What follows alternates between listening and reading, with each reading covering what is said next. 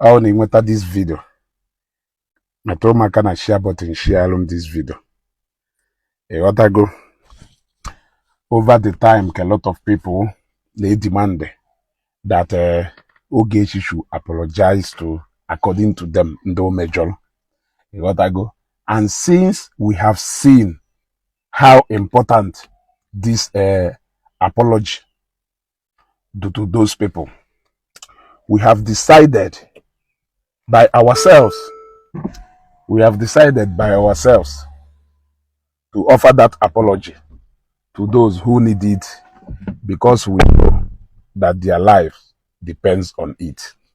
So based on that, we have decided to constitute an apology committee.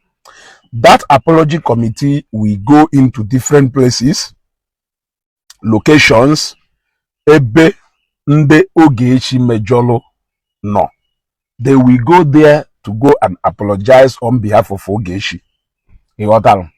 So obolo na enu afago, and in discharging this job and duties, I want you to understand or know that the life of so many people depend on this apology.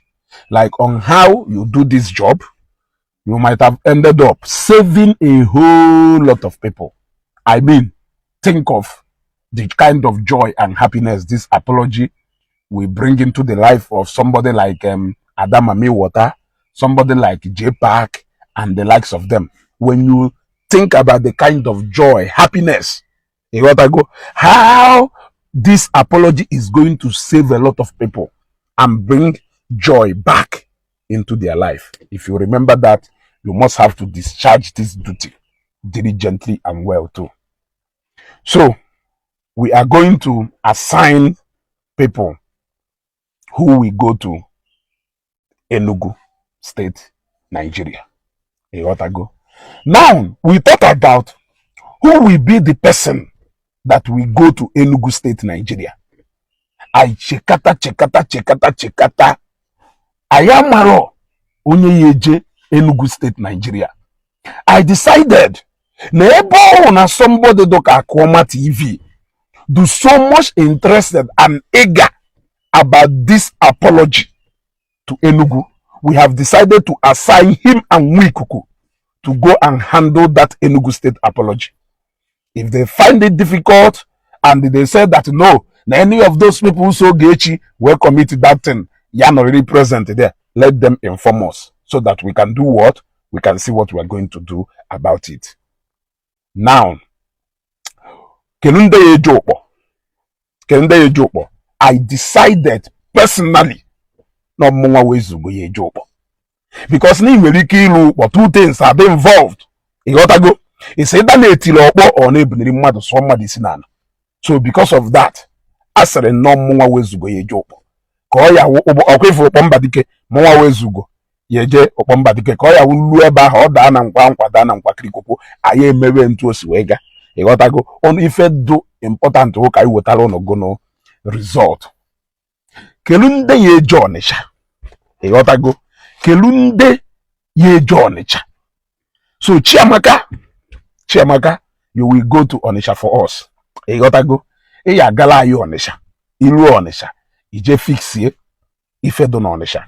Abia in diaspora. We are mandating chief pilots. We are telling Desi Empire and the who again. Fortunate. Dr. Fortunate Ebuchere.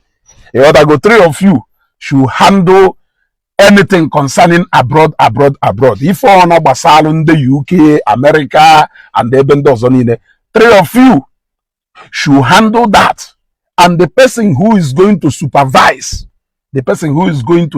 supervise this exercise will become Palace of Justice.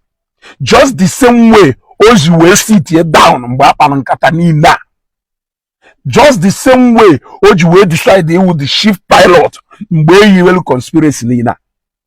He is going to be the one who is going to supervise this exercise. Everybody report back to Ken, Palace of Justice. You gotta go. So in due time, we are going to raise more committee, because as days pass by, we are going to know those people those people ntundem mmadụ si ewota register their grievances. We are going to bring out all those people, and as we take notice of those people, we are going to send people that will go accordingly. So for now, please, please and please and please and please, I'm begging you, make sure that they're not there. In fact, one important assignment. Kelu that important assignment. Ndedoka Father Nwebe Joy and those people, we are assigning Akozion. Akozion, you are going there, and Akozion we also go to Ngobala. Since the Akozion na Ngobala, I think Akozion we go to Ngobala, and Akozion we go to Father Nwebe and the likes of them. Akozion wunya yejekunda. So we are going to raise more committee. Ko gaba kande mmadu dondo, because ife ma choho we no kata si na no kata mmadu la hola oye kukwata. Eyotara hapulu no mukpo. I'm going to handle ukpo.